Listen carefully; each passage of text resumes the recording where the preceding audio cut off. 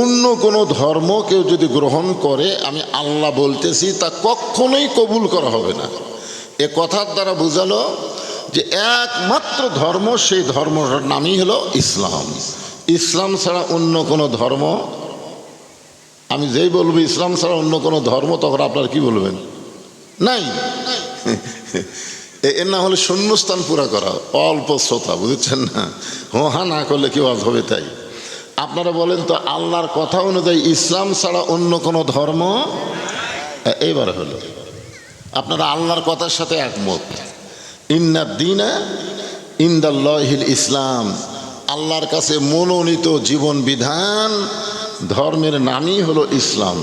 আর সেই ইসলামে আল্লাহ আমাদেরকে কবুল করেছেন, খুশি না বেজার? তাহলে আর একবার বলি আলহামদুলিল্লাহ। আল্লাহর প্রশংসা করার কারণ হলো, আমরা ভাগ্য গুণে এমন একজন নবীর উম্মত হয়েছি। ভাগ্য, এই বিশ্ব নবীর উম্মত হওয়া কিন্তু ভাগ্যের ব্যাপার। একবার আদম আলাইহিস সালাম রাস্তা দিয়ে যাচ্ছিলেন, যাওয়ার সময় দেখে তার বেটা শীষ আলাইহিস সালাম বসে আছে, কিন্তু বসার সাইজ নাই। বসারও কিন্তু একটা সাইজ আছে, আছে না? না, এই যে আপনারা বসে আছেন, আলহামদুলিল্লাহ একটা সাইজ আছে। তো যাই হোক, বেসাইজা বসে আছেন। তো আদম আলাইহিস সালাম বললেন, বাবা শীষ, এরকম বেসাইজা বসার কারণ কি? তো শীষ বলতেছে, বাবা আমার মধ্যে একটু গরম গরম ভাব। কি ভাব? গরম গরম ভাব। ভোট না পাইয়াও যদি ক্ষমতার চেয়ারে বসে থাকে, আপনারা বলেন তো এটা কি বসার সাইজ? কারণ এটা বসার সাইজ? হাসিনা কিন্তু 15.5 বছর এভাবেই বসে আছিল, জোরে কোন কথা, ঠিক কি না? বেসাইজা, মানে বসার সাইজ নেই। তো এখন আদম আলাইহিস সালাম বললেন, বাবা শীষ, তোমার মধ্যে গরম গরম ভাব হওয়ার কারণ কি? বলে, বাবা কারণ হলো 3টা। খেয়াল করবেন, কয় কারণ? 1 নম্বর কারণ হলো আমার বাবা আল্লাহর নবী। 2 নম্বর কারণ হলো আমি নিজেও আল্লাহর নবী। আর 3 নম্বর কারণ হলো দুনিয়াতেই আমি পাইছি বেহেশতের হুর। মানে আদম আলাইহিস সালামের সন্তান মা হাওয়ার পেট থেকে জন্ম নিত জোড়ায় জোড়ায়। কি জন্ম নিত? জোড়ায় জোড়ায়, একটা ছেলে একটা মেয়ে, একটা ছেলে একটা মেয়ে। আগেকার ছেলে মেয়ের সাথে পরে ছেলে মেয়ের বিয়ে, এরকম তখন শরীয়ত ছিল। কিন্তু শীষ আলাইহিস সালাম যখন জন্ম নিল, তার কোনো জোড়া নাই। তো শীষ যখন যুবক হয়ে গেল, তখন আদম আলাইহিস সালাম চিন্তাত পড়ে গেল, আমার ছেলেটা তো যুবক হলো, এখন কি করি? তখন আল্লাহ বলে, কোনো টেনশন করা লাগবে না, আমি জান্নাতের একটা হুর দিলাম, তার সাথে আপনি তাকে বিয়ে পড়ায় দেন। তাহলে দুনিয়াতেই বউ পাইছে কি? বেহেশতের হুর। বাপ আল্লাহর নবী, নিজেও আল্লাহর নবী, বউটা হলো জান্নাতের হুর। এই কারণেই শীষ আলাইহিস সালাম একটু গরম গরম ভাব।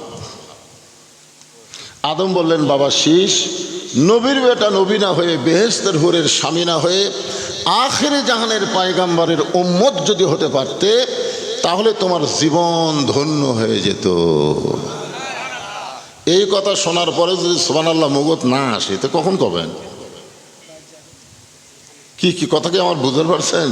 যে নবীর বেটা নবী না হইয়া, বেহেশতের হুরের স্বামী না হয়ে, আখিরে জাহানের পয়গম্বরের উম্মত যদি হতে পারতে, তাহলে তোমার জীবন ধন্য হতো।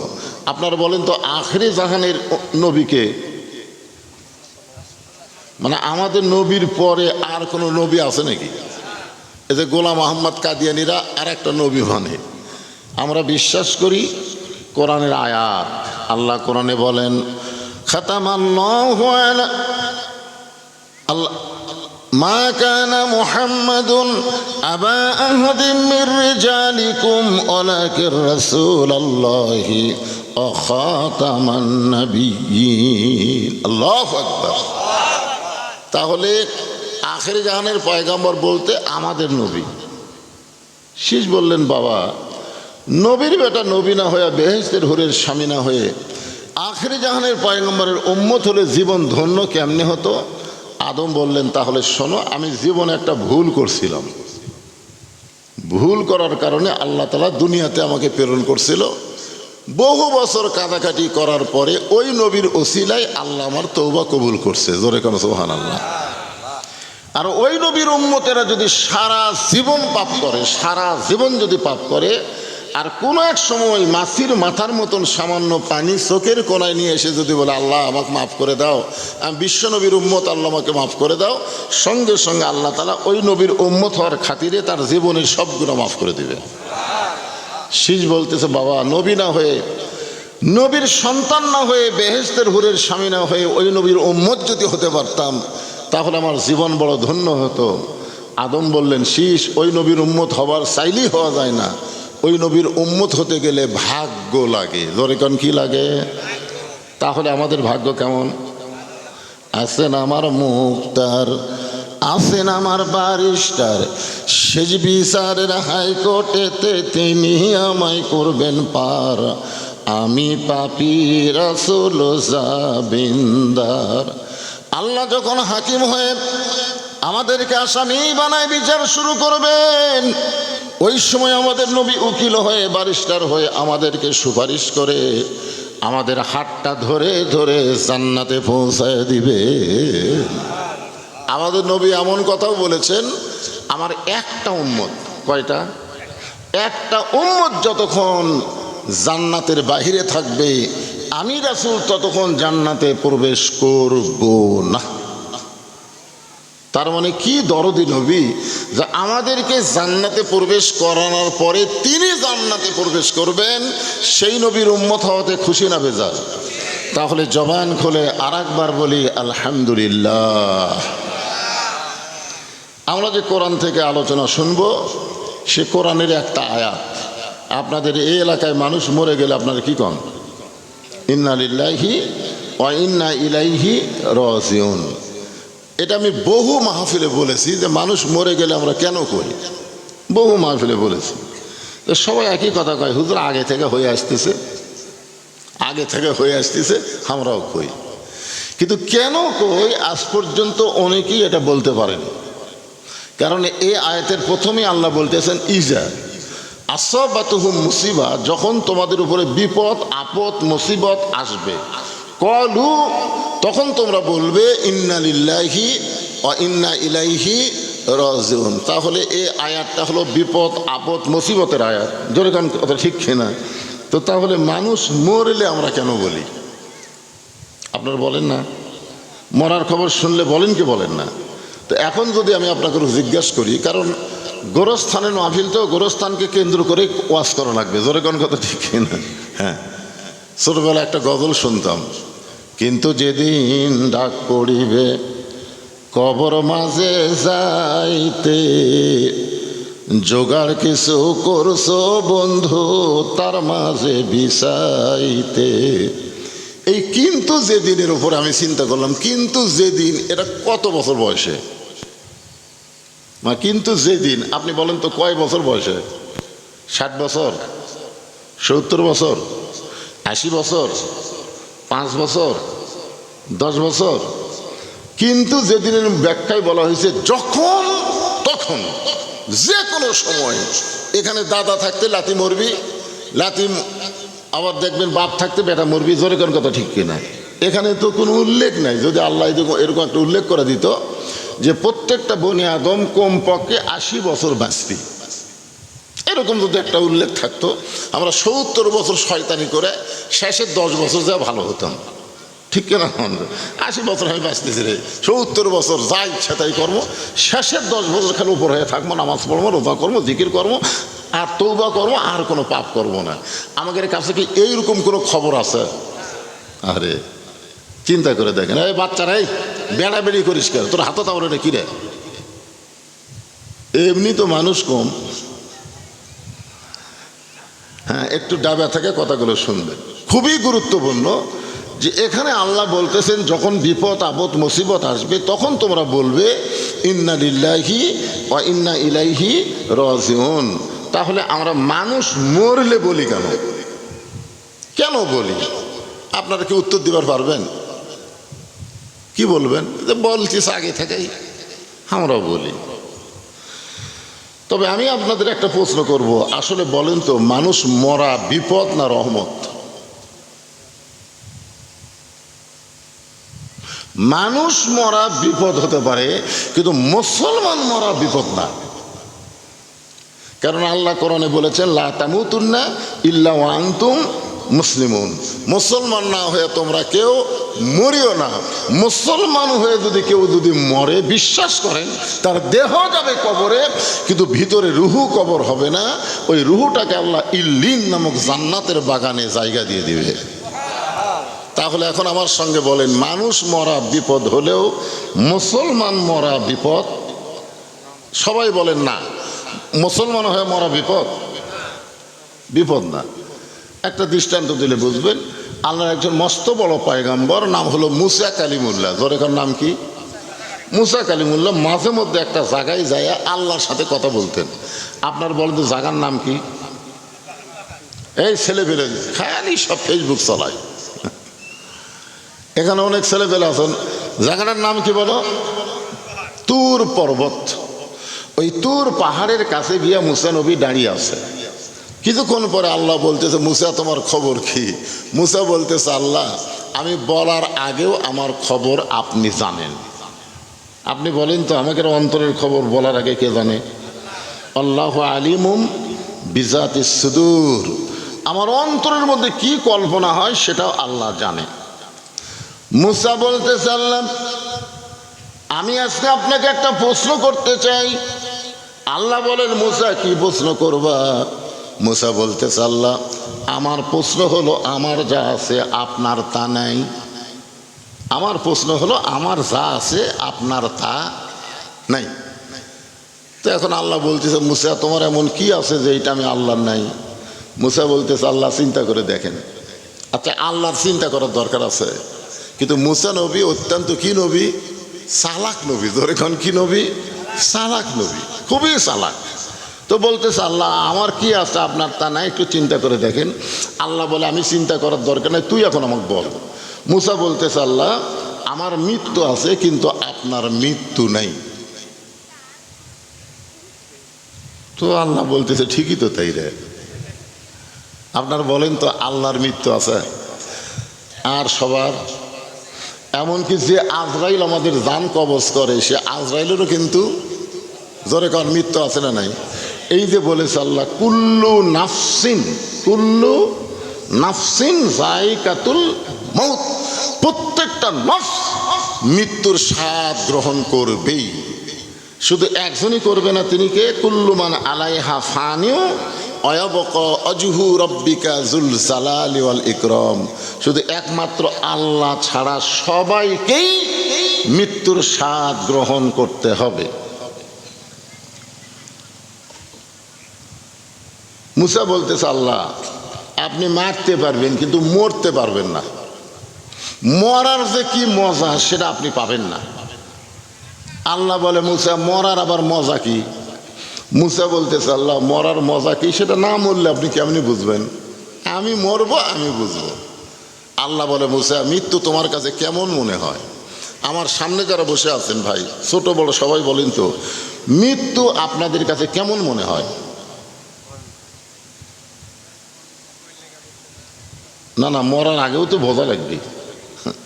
কিরকম মনে হয় মৃত্যু? কঠিন মনে হয়? কঠিনের উপরে কঠিন।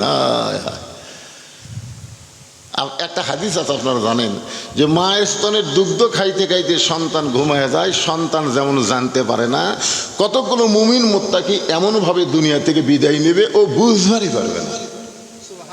এখন আপনারা বলেন তো, মায়ের স্তনের দুগ্ধ খাইতে খাইতে সন্তান ঘুমায় যাওয়া কঠিন, তো আপনাদের কাছে কঠিন মনে হওয়ার কারণ কি?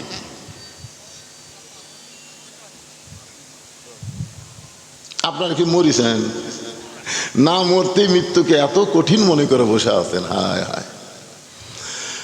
আল্লাহ বলে, মুসা মৃত্যু তোমার কাছে কেমন মনে হয়? মুসা বলতেছে, আল্লাহ দুনিয়াতে যত নিয়ামত আপনি আমাকে দান করেছেন তার মধ্যে উত্তম নিয়ামতের নাম হলো মৃত্যু। সুবহানাল্লাহ কবেন না? দুনিয়াতে আপনি আমাকে যা দিছেন, আমাকে নবী দিছেন, আমাকে কালিমুল্লাহ দিছেন, আমাকে লাঠি দিছেন, লাঠি বাড়ি মারলে 12টা রাস্তা হয়, এত কিছু আমাকে দুনিয়াতে আপনি দিছেন। দুনিয়াতে আপনি আমাকে যা দিছেন তার মধ্যে সবচাইতে উত্তম নিয়ামত, নিয়ামত মানে কি? নিয়ামত মানে সন্তুষ্টি। সবচাইতে উত্তম নিয়ামতের নাম হলো মৃত্যু। আল্লাহ বলে, মুসা মানুষ দুনিয়াতে গেলে মরতে চায় না, সেই মৃত্যুটা তোমার কাছে উত্তম মনে হওয়ার কারণ কি? মুসা বলতেছে আল্লাহ কারণ হলো তিনটা। জোরে বলেন কয়টা? এক নম্বর কারণ হলো না মরলে জান্নাতে যাওয়া যাবে না। এক নম্বর কারণ হলো না মরলে জান্নাতে যাওয়া যাবে না। আপনারা সকলেই কি জান্নাতে যাবার চান? কারা কারা চান একটু আল্লাহ হাত দেখেন তো। আল্লাহ হাত দেখো। আল্লাহ এ যাই তোলেনি তাই কিন্তু বিপদে পড়বি।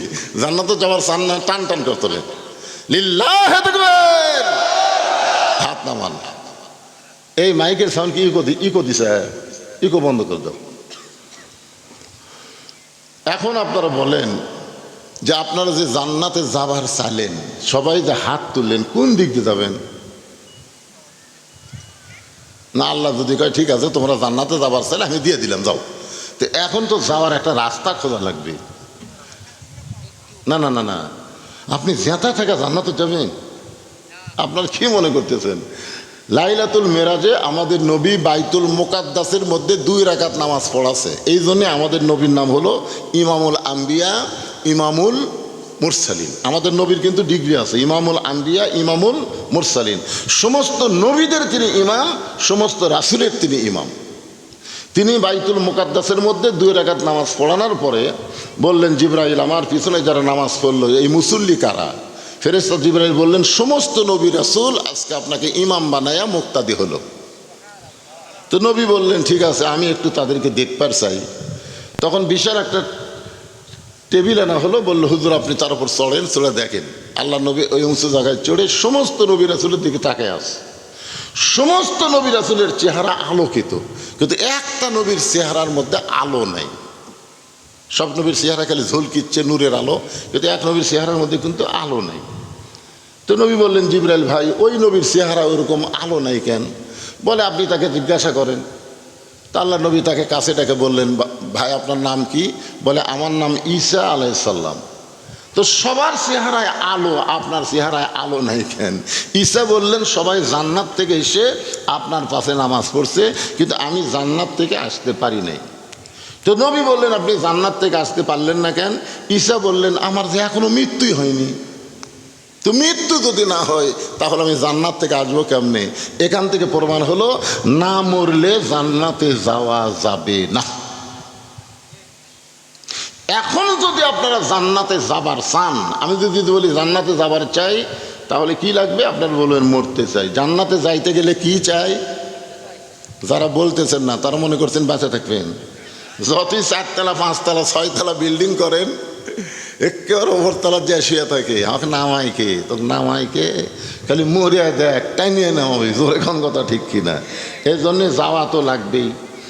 তো জান্নাতে যাইতে গেলে কি চাই? সকলেই যাদেরকে আল্লাহ জবান দিয়েছেন জবান খুলে বলবেন মরতে চাই, বলতে পারবেন না? জান্নাতে যাইতে গেলে কি চাই? আরো জোরে জোরসে বলুন। ফেরেশতারা বলতেছে আল্লাহ জীবনে বহু মাহফিলে গেলাম, এরকম মরতে চাই মরতে চাই মিছিল তো কোনো মাহফিলে শুনলাম না। আল্লাহ বলে, ফেরেশতা যারা মরতে চাই মিছিল করলো, আমি আল্লাহ তাদের নামগুলো জান্নাতের খাতায় লিপিবদ্ধ করে নিলাম। কারণ দেখেন, আপনারা জান্নাতে দেখেননি, দেখছেন? সেই জান্নাতে যাওয়ার জন্য মরবার চাচ্ছেন। আল্লাহ খুশি হয়ে গেল। মনে করেন না নামাজ দিয়া রোজা দিয়া জান্নাত পাবেন। জান্নাত পাইতে গেলে আল্লাহর একটা রহমত আর ওসিলা লাগবে। জোরে কোন কথা ঠিক কিনা? একটা ওসিলাই আল্লাহ আমাদের জান্নাত দিয়ে দিবে। কি ভাবতেছেন? তাহলে এই যে কবরস্থানে আমরা ওয়াজ করতেছি, যারা কবরে শুয়ে আছে, আরে ডানে কবর বামে কবর নিচে কবর আছে যে, ওপর দিকে ছায়া দেখো বাঁশের ছাউনি দিছে কে। এমন আজব দিবে রে ভাই, এমন আজব দিবে রে ভাই, কবরের ওই মাটিতে গলা ফেটে রক্ত ঝরবে চিৎকারের ওই চোটেতে। আমরা সকলেই কবরে যাব না ভাইজান? আসলে কবরটা কি? আল্লাহ রাসূল বলেছেন, সর্বশেষে যেই ব্যক্তি মৃত্যু হবে ওই ব্যক্তিকে কবরের ঘরে 50,000 বছর থাকা লাগবে। এখন আপনারা বলেন 50,000 বছর আমি আপনি কবরে কেমনে থাকবো? খাদিজাতুল কুবরা নবীর হাত ধরে কান্দের বলে, ইয়া রাসূলুল্লাহ, এই 50,000 বছর অন্ধকার কবরে আমি কেমনে থাকবো গো নবী? ও গো নবী, যেই ঘরে কোনো দরজা নাই, জানলা নাই, বালিশ নাই, খাতা নাই, আলো নাই, সাথী নাই, ওই 50,000 বছর অন্ধকার কবরে কেমনে থাকবো গো আল্লাহর নবী? নবী খাদিজার কপালে চুমুন দিয়া বলে, খাদিজা, ওই আল্লাহর শপথ করে বলতেছি, ঈমান গ্রহণ করার পরে আপনি আল্লাহর সঙ্গে যে সম্পর্ক গড়ে তুলেছেন, আল্লাহ আপনার কবরকেও জান্নাত বানায়া দিবে। এই জন্যে রাসূল দুটা কবর বানাছে, একটা হলো জান্নাতুল মাওয়া, আর একটা হলো জান্নাতুল বাকি। আপনারা যারা হজ করছেন, ভাই তো হজ করছেন নাকি? হজ, ওই যে হজ হাজি বসে আছে, ওই হজ করছে। ওখানে গেলে দেখবেন কাবার পাশে যে গোরস্থান তার নাম হলো জান্নাতুল মাওয়া, যেরকম জান্নাতুল। আর রাসূল রওজার পাশে মদিনায় যে গোরস্থান তার নাম হলো জান্নাতুল বাকি। আপনারা বলেন তো, গোরস্থান কোনোদিন জান্নাত হয়? তো গোরস্থানের নামের আগে জান্নাত লিখলো কেন? কি বুঝতেছেন? আপনারা মনে করতেছেন মরে গেল, যা মাটি দিয়ে বললাম মিনহা খালাকনাকুম ওয়া ফিহা নুঈদুকুম ওয়া মিনহা নুখরিজুকুম তারাতান উখরা। দুনিয়াতে যে শান্তি পাচ্ছেন তার চাইতে কোটি কোটি গুণ বেশি শান্তি আল্লাহ আপনাকে কবরে দিতে পারে, যদি কবরের পাছেও জোগাড় করে আপনি যাবার পারেন। জোরে কোন কথা ঠিক কি না? আল্লাহ রাসূল খাদিজার কপালে চুমা দিয়ে বললেন, খাদিজা, ওই আল্লাহর শপথ করে বলতেছি, ঈমান গ্রহণ করার পরে আপনি আল্লাহর সঙ্গে যে সম্পর্ক গড়ে তুলেছেন, আল্লাহ আপনার কবর রাখবে না, আপনার কবরকে জান্নাত বানায় দিবে। এখন আপনারা বলেন তো, ঈমান গ্রহণ করার পরে আল্লাহর সঙ্গে সম্পর্ক করতে গেলে 1 নম্বর আমলের নাম কি? কারা কারা ঈশার নামাজ পড়েননি? না, হাত তুলবার বলতেছি না, না না, হাত তুলবার বলতেছি। তাই সবচাইতে বড় আদালতের নাম হলো বিবেক। বিবেক, বিবেক সবচাইতে বড় আদালতের নাম কি? বিবেক যদি মরে যায়, ওই যতই বড় বিচারপতির আসনে বসে থাক, ওই ভালো মানুষ হোক জেল দিবি, আর খারাপ মানুষ হোক জামিন দিবি। জোরে কোন কথা ঠিক কিনা? কথা কন না কেন? হাসিনার সময় কি দেখছেন? যত ভালো মানুষ সব জেলত, যত খারাপ মানুষ সব জামিন। তার মানে যে কটা বিচারক বসে আসলো, এই শালারা একটাও বিচারক না, এরা হলো হাসিনার চামচা। জোরে কোন কথা কন না কেন? হাসিনার চামচা। কি কথা রে বারে! এই জন্যেই বিবেক। বিবেক, আপনার বিবেকের আদালতে একটু চোখ বন্ধ করে চিন্তা করে দেখেন তো, যারা এশার নামাজ না পড়ে আওয়াজ শুনতেছেন, তারা যদি ফজরের আগে মরেই যান, পারেন না? যদি মরেই যান, তাহলে এই গোরস্থানের মধ্যে আপনাকে যদি কবর দেওয়া হয়, তাহলে কি খবর হবে? ইমাম মালিক রহমতুল্লাহ আলাইহি বলেছেন, চিহ্নিত কোনো বেনামাজি যখন মারা যাবে, চিহ্নিত মানে নামাজ পড়েনি, এটা গ্রামের সবাই জানে, গ্রামের সবাই জানে এ লোকটা নামাজ পড়েনি, এরকম চিহ্নিত কোনো বেনামাজি যদি মারা যায়, তাহলে তোমরা কি করবে? তো ছাত্ররা বললেন, হুজুর আপনি আমাদের ইমাম, আপনি আমাদের ওস্তাদ, আপনি বলেন আমরা কি করব? বলে, রাস্তার যদি কোনো কুকুর মরে তোমরা কি করো? রাস্তার যদি কোনো কুত্তা মরে তোমরা কি করো? তো বলে, কুকুর যদি মরে তাহলে কুকুরকে টান যদি আমরা না দেই, রাস্তার কুকুর পচে মানুষের যাওয়া আসা কষ্ট হবে। এই জন্য কুকুরের পায়ে দড়ি লাগাইলে যায়, একটা ওয়াজাগাত গর্ত করে কুকুরকে দাফন করি। ইমাম মালিক বললেন, একটা বেনামাজি মারা গেলে এর চাইতে বেশি সম্মান করা যাবে না। ওকে গোসল করানোর দরকার নাই, ওকে কান্দে নেওয়ারও দরকার নাই, ওকে কাফনের পড়ানোর দরকার নাই, ওর পাও দড়ি লাগাইলিয়ে যায় গোরস্থানের অন্য সাইড, যেখানে মুসলমান শুয়ে আছে সেখানে না, অন্য সাইডে খুঁজে একের মাটি কেটে একে পুঁতে দিয়ে থো। একটা বেনামাজি যদি তোমরা পুঁততে পারো, তাহলে আর নামাজের কোনো ওয়াজ করা লাগবে না। জোরে কোন কথা কন না কেন? নামাজের ওয়াজ করা লাগবে? আপনার কি বলছেন? লা সালাতা লা ইমানা, যার নামাজ নাই তার ইমান নাই। লা সালাতা লা দীনা, যার নামাজ নাই তার কোনো ধর্মই নাই। বাইনাল আবদি ওয়াল কুফরি তরকুল সালাত, বান্দার কাফেরের মধ্যে পৃথক করার জিনিসটার নামই হলো নামাজ। খাদিজাতুল কুবরা নবীর হাতটা বুকের মধ্যে নিয়ে কাঁদতেছে। আল্লাহ রাসূল বলে, খাদিজা, আল্লাহ তোমার কবরকে জান্নাতের টুকরা বানায় দিবে। এইটা শোনার পরে এমন করে কেন কাঁদতেছো?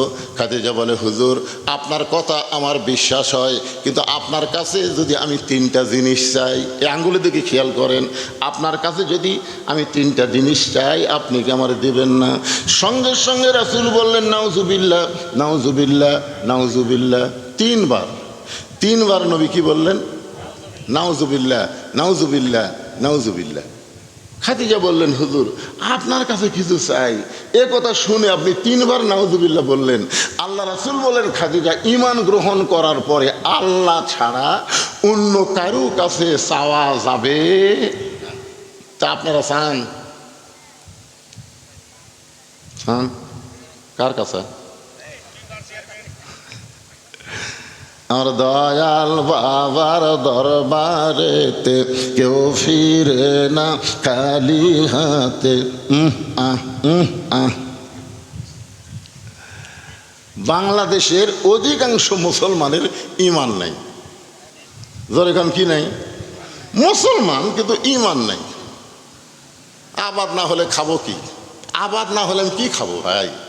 চাকরি না হলে কেমনে চলবো রে? ব্যবসা না হলে বাঁচবো না। আপনারা বলেন তো, আপনাকে খাওয়ানোর মালিক কি আবাদ না আল্লাহ? তো অনেকে বলে না, এবার যে আবাদের সাইজ কি খামো রে? অথচ আল্লাহ বলতেছেন, অমা মিন দাব্বাতিন ফিল আরদি ইল্লা আলাল্লাহি রিজকুহা। পৃথিবীতে এমন কোনো বিচরণশীল প্রাণী নাই যার রিজিকের ব্যবস্থা আল্লাহ করেনি। কিছুদিন আগে ভারত কি বলছিল? চিনি বন্ধ করে দিব, আলু বন্ধ করে দিব, পেঁয়াজ বন্ধ করে দিব, বাংলাদেশ না খায় মরবি বলছিল না? আপনার বলেন তো, বাংলাদেশ না খায় মরছে? ওরা বন্ধ করে দেওয়ার পরে আল্লাহ এত আলুর আবাদ দিছে, আলুওয়ালারা খালি আলু বালু করতেছে। জোরে কোনো কথা ঠিক কি না? আমি তো বাজার করি না। একদিন ব্যাগ লেদা পেঁয়াজওয়ালাকে বলতেছে, ভাই 100 টাকার পেঁয়াজ দাও। তো পেঁয়াজওয়ালা আমার ব্যাগের দিকে তাকায়, হুজুর, পেঁয়াজ কাট নেবেন? আমি কোনো দেখো, আপনি জানেন না 100 টাকার 5 কেজি? 100 টাকার 5 কেজি পেঁয়াজ। তার মানে বোঝা গেল, ভারতের দিকে মুসলমান তাকায় থাকে না, আমেরিকার দিকে মুসলমান তাকাবে না। রিজিক দেওয়ার মালিক হচ্ছে আমার আল্লাহ। আবাদ খাওয়ায় না, খাওয়াই কে? ব্যবসা না হলে বাঁচবো না, চাকরি না হলে চলবো কেমনে? এগুলো কথা বলাই হলো বেঈমানি লক্ষণ। আল্লাহ রাসূল বললেন, খাদিজা, আল্লাহ ছাড়া আমার কাছেও চাওয়া জায়েজ নেই। খাদিজা বললেন, ইয়া রাসূলুল্লাহ, আপনার কাছে আমি যা চাই তা যদি আল্লাহর না থাকে?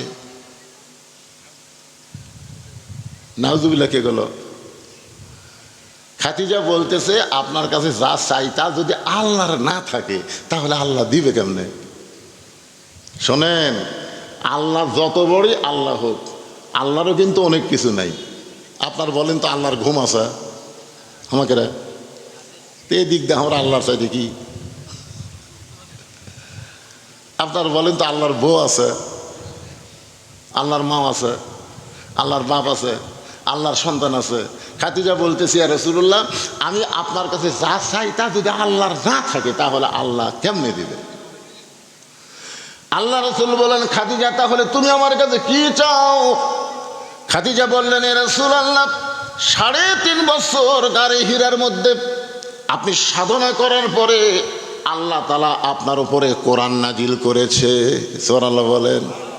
যখন কোরআনটা নাজিল হয়ে গেল, আপনি আর গারে হীরার মধ্যে থাকলেন না। যারা হজ করতে যায়, এখনকার মুআল্লিমগুলো খুব সিটার, বুঝলেন? হাজি করে কয়, ওই যে পাহাড় দেখতেছেন না, ওই পাহাড়ের উপরে গারে হীরা। কিন্তু আমরা যখন গেছি, গারে হীরা পাহাড় দেখবার গেছি, মাত্র 2600 ফুট উপরে গারে হীরা। যে গারে হীরার একটা গর্তের মধ্যে নবী 3.5 বছর সাধনা করেছেন। ওই গর্তের মধ্যে গিয়ে একটু চোখ বন্ধ করে বসে থাকলে মনে হয় নবীর গায়ের সুগন্ধ এখনো পাওয়া যায়। জোরে কোন সুবহানাল্লাহ। কিন্তু আমাকে হাজী সাহেব তো বুড়া হয়ে যাবি, এমন বুড়া হওয়া হবি, ওই হাঁটতেই পারবি না। 3.5 বছর সাধনা করেছে। আল্লাহ তাআলা কোরআনের 5টা আয়াত নাজিল করার পরে আপনি নেমে আসলেন, আসার পরে যে জুব্বাটা গায়ে দিয়া আপনি 3.5 বছর সাধনা করেছেন, ওই জুব্বাটা আপনি খুলে রাখছেন। হুজুর আমি খাদিজা মাঝে মধ্যে দেখেই জুব্বাটা আপনি নেন, চুমা খান, আবার যত্ন করে রাইখা দেন। আমার বড় লোভ হয়েছে, আমি যখন মরে যাব ওই জুব্বাটা আমার কাফনের কাপড় হিসাবে দিয়া দিবে। ওগো আল্লাহর নবী, আমার 2 নম্বর চাহিদা হলো আমি মরে যাওয়ার পর আপনার পবিত্র হাত দিয়া, আপনার 2টা পবিত্র হাত দিয়া আমার দেহখানা কবরের ঘরে নামায় দিবেন। আমার 3 নম্বর চাওয়া হলো কবরে মাটি দেওয়ার পরে সবাই চলে আসবে, কেউ থাকবে না। আপনার যত আপনজন হোক না কেন, মাটি দেওয়ার পর কিন্তু কেউ থাকবে না। জোরে কান ঠিক কি না? থাকবে? থাকবেন? ছেলে থাকবে? আরে স্বামী স্ত্রী একই ঘরের মধ্যে থাকে, স্বামী মরে যাওয়ার পরে বউকে বলতেছে এখনো সকাল হতে 2 ঘন্টা বাকি, এই 2টা ঘন্টা তুমি স্বামীর কাছে থাকো। বউ থাকবি? যে বউকে আপনি এত আদর করছেন, যে বইয়ের জন্য বাপ মাওকে আপনি পর করছেন, এরকম কতগুলো আইডিয়া আছে না নাই? নিজের বইয়ের জন্য বাপ মায়ের সাথে খারাপ আচরণ করে। বলছে 2টা ঘন্টা থাকেন। কি হয়েছে? কি হয়েছে?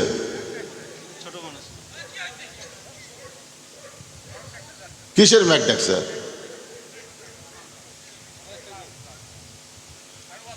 গাজার মুসলমানকে ডোনাল্ড ট্রাম্প বলেছে তোমরা গাজা ছেড়ে দাও, গাজা আমি ভালো করে সুন্দর করে বাড়িঘর করে সাজাই দেব। গাজার মুসলমান বলেছে গুলি খাবো, জীবন দেব, কিন্তু গাজা ছাড়বো না। গাজা যখন মুসলমান ছাড়েনি তখন আল্লাহ কয় মুসলমান ইমান এত মজবুত, এরা গুলি খাবে, গাজা ছাড়বে না। তখন আল্লাহ তাআলা আসমানের আগুন ইসরায়েল দিছে। জোরে কোন কথা ঠিক কিনা? ইসরায়েল পুড়ে ছাই হয়ে যাচ্ছে। খবর জানেন আপনারা? গুলির মধ্যে যে মুসলমান জায়গা ছাড়ে না, সামান্য মেঘ ডাকছে বৃষ্টি হবে, দৌড় মারতেছেন। নিয়ত করে বসেন আজকে যেই দেহের উপরে বৃষ্টি পড়বে ওই দেহের জন্য আল্লাহ জাহান্নামের আগুন হারাম করে দিবে, এরকম নিয়ত করে বসেন। তো কি হলো? কি যে মানুষের ভাব! দুনিয়ার কাজ কাম করতে গিয়ে কত পানি দিয়েছে, আর কোরআনের মাহফিল আইছে, গোরস্থানের মাহফিল, বাপ মা চাচা চাচি সব গোরস্থানে আছে, তার কি আজকে দোয়া হবে? আজকে খালি ওয়াজ হবে না, দোয়া হবে।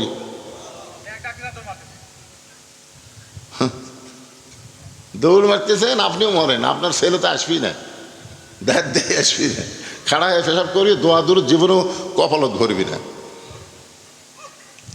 কোনো দিকে খেয়াল করেন না, একটু মনোযোগ দেন। কবরে মাটি দেওয়ার পরে সবাই যখন চলে যাবে, এমন সময় আল্লাহ 2টা ফেরেশতা কবরে পাঠিয়ে দিবে।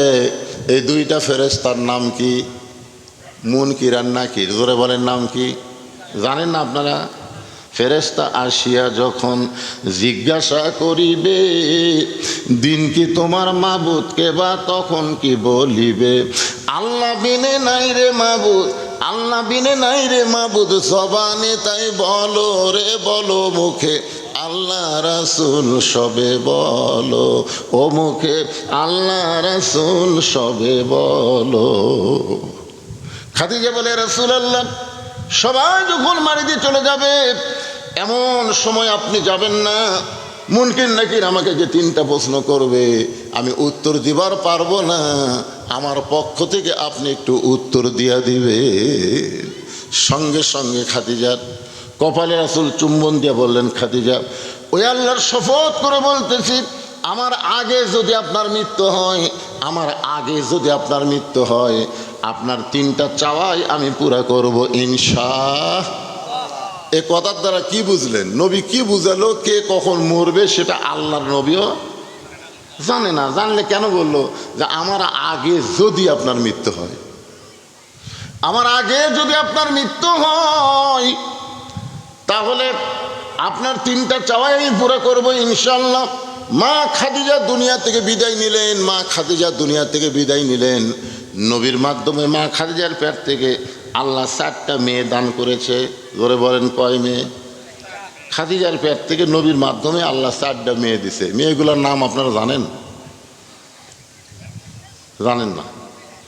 একটা মেয়ের নাম হলো জয়নাব, সবচাইতে বড় মেয়ের নাম হলো জয়নাব, জোরে বলেন নাম কি? তারপরে যে মেয়ে তার নাম হলো রোকেয়া, তারপরে যেই মেয়ে তার নাম হলো কুলসুমা, একেবারে সর্বশেষে ছোট যে মেয়ে তার নাম হলো ফাতেমা তুজ-জোহরা। আমার মায়েরা যারা পর্দার অন্তরালে বসে আছেন একটু মনোযোগ দিয়ে শোনেন। নবী তাকায় দেখে চারটা মেয়েই কাঁদতেছে। মা যদি মারা যায় তাহলে তো মেয়েরা কাঁদবেই, কিন্তু তিনটা মেয়ের কান্নার শব্দ শোনা যায়, আর একটা মেয়ে কাঁদতেছে, চোখের পানি দেখা যায় কিন্তু কান্নার কোনো সাউন্ড নাই। যে মেয়েটা কাঁদতেছে চোখ দিয়ে পানি দর দর করে পড়তেছে কিন্তু কান্নার কোনো শব্দ নাই, ওই মেয়েটার নাম হলো ফাতেমা। আল্লাহ রাসূল ফাতেমাকে ঘরের মধ্যে ডাক দিলেন। ঘরের মধ্যে ডাক দিয়ে বলেন, ফাতেমা, তোমার মা দুনিয়া থেকে বিদায় নেওয়ার সময় আমাকে দুইটা ওসিয়ত করে গেছে মা, এই ওসিয়তটা পালন করা লাগবে। ফাতেমা বললেন, বাবা, মা দুনিয়া থেকে বিদায় নেওয়ার সময় কি ওসিয়ত করেছে? রাসূল বলেন, এক নম্বর ওসিয়ত হলো তোমার মা তোমাকে গোসল করার ওসিয়ত করেছে, তোমার মাকে তুমি একা একা গোসল করায় দিবে।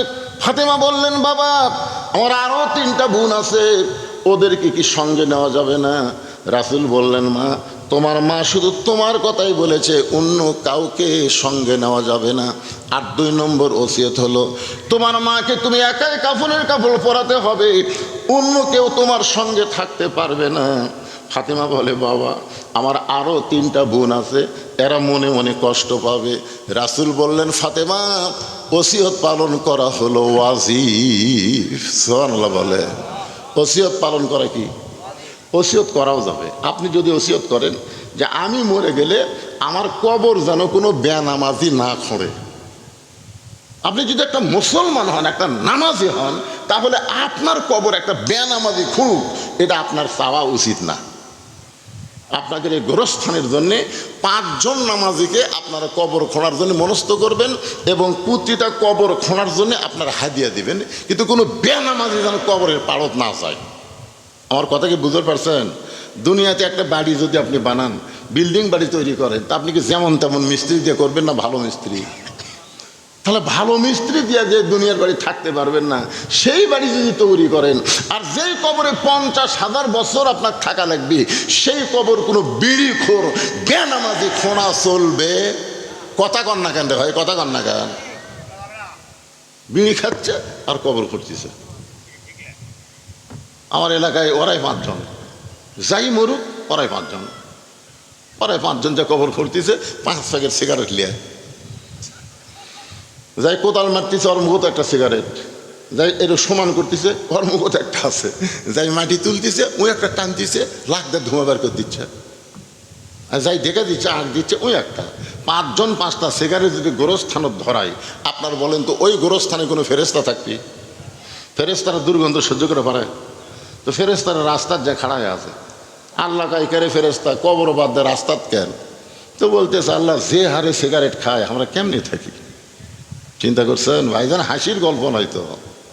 ওসিয়ত করবেন, আমি মরে গেলে আমার লাশ মসজিদের মুয়াজ্জিন গোসল করাই দিবে। মসজিদের মুয়াজ্জিনের চাইতে ভালো মানুষ আপনাদের গ্রামে আর একটাও নেই। আপনি জানেন আল্লাহ রাসূল বলেছেন, হাসরের ময়দানে মুয়াজ্জিনের মাথা সবচাইতে উপরে থাকবে, শুধু মাথায় উপরে থাকবে না, আল্লাহ নূরের একটা টুপি মুয়াজ্জিনকে পরাই দিবে। প্রত্যেকটা মুসলমান মুয়াজ্জিনকে বলা দরকার যে ভাই আমি মরে গেলে তুমি আমারে গোসল করাই দিও, এই ধরো 5,000 টাকা হাদিয়া নাও, হাদিয়া দিবেন। আপনি দুনিয়ার যে ঘরে থাকতে পারবেন না, সেই ঘর করতে যদি আপনি 10 লাখ টাকা খরচ করেন, আর যেই কবরে আপনাকে থাকা লাগবে সেই কবরের জন্য 2-4-10,000 টাকা খরচ করে যাবি না? কথা কন, যাবি না? মুয়াজ্জিনকে বলবেন সে যেন গোসল করে দেয়, একজন ভালো আলেমকে বলবেন সে যেন আপনার জানাজার নামাজ পড়ায়। যদি নিজের গোষ্ঠীর মধ্যে কোনো আলেম না থাকে তাহলে একজন ভালো আলেমের ওসিয়ত করবেন। বাজান রাসূল বললেন, ফাতেমা, তোমার মাকে তোমারে গোসল করাতে হবে। ফাতেমা বললেন, বাবা, আমার মা আমার মধ্যে কি দেখেছে যেটা দেখার পরে অন্য 3টা বোন বাদ দিয়া আমাকেই ওসিয়ত করে গেল। রাসূল বললেন, ফাতেমা, একদিন তোমার মা আমার কাছে রাত্রে ঘুমাইতে গিয়া আমার কানের কাছে মুখ লাগায় বলতেছে, ওগো নবী, আপনি কি ফাতেমাকে চিনেন? খাদিজা নবীকে বলতেছে, ওগো নবী, আপনি কি ফাতেমাকে চিনেন? তখন নবী কয় কে রে? ফাতেমা হলো আমার মেয়ে, আর সে মেয়েকে আমি চিনব না? খাদিজা বলতেছে আপনি চিনেন না হুজুর, আপনি যে বাপ। বাবা আনন্দে মাতিয়া সাগরে ভাসাইয়া সেই যে চইলা যায় খবর লয় না।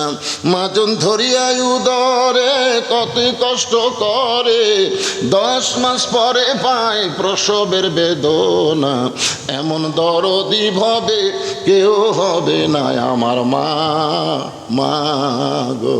খাদিজা বলতেছে যখন জয়নাব আমার পেটে ছিল, সন্তান পেটে থাকার কারণে পেট আমার উঁচু হয়েছিল, আমার পেটের ওজন হয়েছিল। যখন রোকে আমার পেটে ছিল, আমার পেট উঁচু হয়েছিল, পেটের ওজন হয়েছিল। যখন কুলসুম আমার পেটে ছিল, আমার পেট বড় হয়েছিল, পেটের ওজন হয়েছিল। এবং 3টা মেয়ে প্রসবের সময় আমি ব্যথা পাইছি। কিন্তু ফাতেমা যখন আমার পেটে ছিল, আল্লাহর শপথ করে বলতেছি আমি সন্তান অনুভব করেছি, কিন্তু আমার পেটের কোনো ওজন লাগে নাই। ওই ফাতেমা যখন দুনিয়াতে জন্ম নিল, আমি খাদিজা বলতেছি ও গো আল্লাহর নবী, ফাতেমা যখন জন্ম নিল, আমি তখন মা তাকায় দিকে ফাতেমা তার 2টা হাত ইজ্জতের উপর দিয়া দুনিয়াতে আইলো, আমি মা হইয়াও তার ইজ্জত দেখতে পারি নাই। সেদিন থেকে নিয়ত করেছি আমি যখন মরে যাব, ওই ফাতেমা যেন আমারে গোসল করায় দেয়। আল্লাহ নবী বললেন ফাতেমা এখন তোমার মাকে তুমি গোসল করায় দাও। মা ফাতেমা খাদিজাকে গোসল করানোর জন্য যখন ঘরে ঢুকলেন, গোসল করানো হয়ে গেল। গোসল করানো যখন শেষ হয়ে গেছে, এমন সময় ফাতেমা আল্লাহ নবীর কাছে এসে বলতেছে বাবা গোসল তো করালাম, এখন মাকে কাফনের কাপড় পরাবার চাই।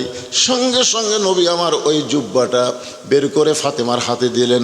ফাতেমা জুব্বা হাতে নিয়ে উল্টায় পাল্টায় দেখেন আর বলেন বাবা এই পুরাতন জুব্বা আমার মাকে কাফনের কাপড় কেন দিবেন? মক্কার দোকানে কি নতুন কোনো কাপড় নেই? নতুন কোনো কাপড় না দিয়া এই পুরাতন কাপড় দেওয়ার পেছনে কারণ কি? রাসূল বলে ফাতেমা এই জুব্বা সাধারণ কোনো জুব্বা নয় মা, এই জুব্বার সঙ্গে আল্লাহর কোরআনের সম্পর্ক রয়েছে। এই জুব্বা আমি দেইনি মা, এই জুব্বা তোমার মা আমার কাছে চাইছে। তোমার মা দুনিয়াতে কিছুই আমার কাছে চাই নাই। মক্কার সবচাইতে ধনবতী রমণী তোমার মা ছিল, মক্কার সবচাইতে ধনবতী রমণী ছিল। সমস্ত সম্পদ আল্লাহ রাস্তায় দান করে দিল, কিছুই চাই নাই। যখন শিবে আবু তালেবের মধ্যে 2.5 বছর মক্কার কাফেররা নবীকে বন্দি করে রাখলো, ওই সময় ক্ষুধার জ্বালায় খাদিজা গাছের চামড়া ভিজায় সেটা রস করে খায়। রাসূল বলে খাদিজা আপনার মতন ধনী মক্কাতে কেউ নাই, অথচ আমার সঙ্গে থাকার কারণে আপনি এত কষ্ট করতেছেন। খাদিজা বলে নবী গো গোটা দুনিয়া ত্যাগ করতে পারবো, কিন্তু আপনার সঙ্গ আমি কোনোদিন ত্যাগ করতে পারবো না। ও ফাতেমা আমি দেইনি, তোমার মা চাইছে। এই জুব্বা সাধারণ কোনো জুব্বা নয়, এই জুব্বা হলো গাড়ে হীরার জুব্বা। এই জুব্বার সঙ্গে আল্লাহর কোরআনের সম্পর্ক রয়েছে। সঙ্গে সঙ্গে ফাতেমা ওই জুব্বাখানা নিয়ে মাকে পরানোর জন্যে ঘরের দিকে যাচ্ছে। ফাতেমার সামনে সামনে নবী আমার পিছনে পিছনে হাঁটতেছে, অথচ আল্লাহ কোরআনে বলেছেন যখন নবী রাস্তা চলবে নবীর সামনে কেউ যাবার পারবে না। নবী যখন কথা বলবে নবীর মুখের উপর কেউ কথা বলতে পারবে না। কিন্তু নবী ফাতেমাকে সামনে দিয়া ফাতেমার পিছনে পিছনে নবী হাঁটতেছেন। এখানে নবী ফাতেমার পিছনে হাঁটার কারণ হলো ফাতেমাকে আল্লাহ নবী মায়ের মতন সম্মান করেছে। যেই মাত্র ফাতেমা ঘরের মধ্যে ঢুকলেন সঙ্গে সঙ্গে নবী দরজা বন্ধ করে দিলেন। দরজা বন্ধ করে দেওয়ার কিছুক্ষণ পরে ফাতেমা যখন দরজা খুলেছে, মানে ওই জুব্বাখানা মাকে কাফনের কাপড় পরানোর পরে ফাতেমা যখন ঘরের দরজা খোলে নবী তাকায় দেখে ফাতেমা মুস্কি মুস্কি হাসতেছে। নবী চমকে গেল, কে রে?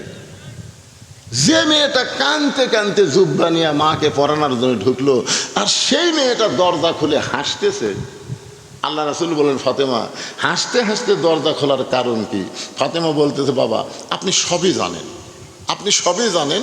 রাসূল বললেন আল্লাহর শপথ করে বলতেছি কানতে কানতে তুমি ঢুকবা এটা আমি জানি, কারণ মেয়ে তার মাকে কাফনের কাপড় পরাবে অবশ্যই কানবে।